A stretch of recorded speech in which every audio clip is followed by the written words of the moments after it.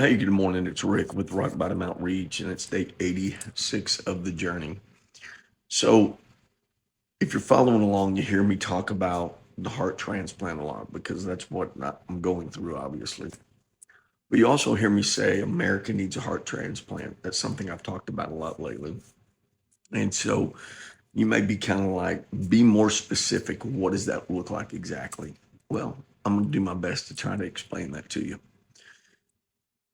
A heart transplant spiritually would be when God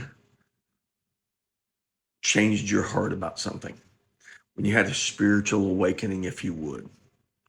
And so I don't know what that looks like for you, but I'm going to give you an example. I heard a great example of it yesterday. And I can't give any names because it's their story, but I'm going to tell the story without the name.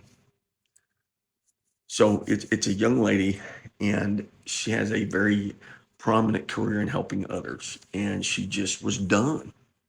She's like, I'm done with this. I quit. I quit. Not going to do it anymore. Basically, she said, Lord, do with me what you will. But I'm just going to go get a job at HEB, which is fine. I'm going to go get a trailer at the trailer park. No responsibilities. I'm done. I'm not going to do anything to help anybody else. And it was like audibly God said, okay, but I'm going to love you anyway.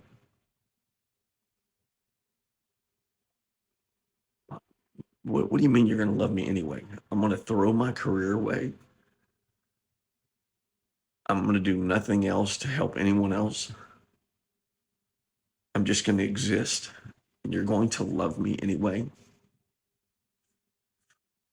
That is what we call a spiritual awakening. When all of a sudden you realize God's unconditional love for you.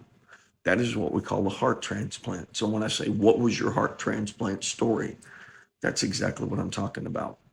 Here's the deal. We can't control others and in the nation what everyone is doing, right or wrong.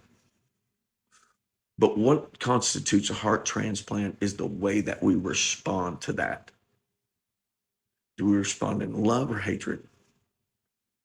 Bitterness or compassion? That's what a heart transplant looks like. So my question for you this morning, when was your heart transplant? And I hope you have an answer for that. Meaning, when did God truly change your heart that you got a heart transplant?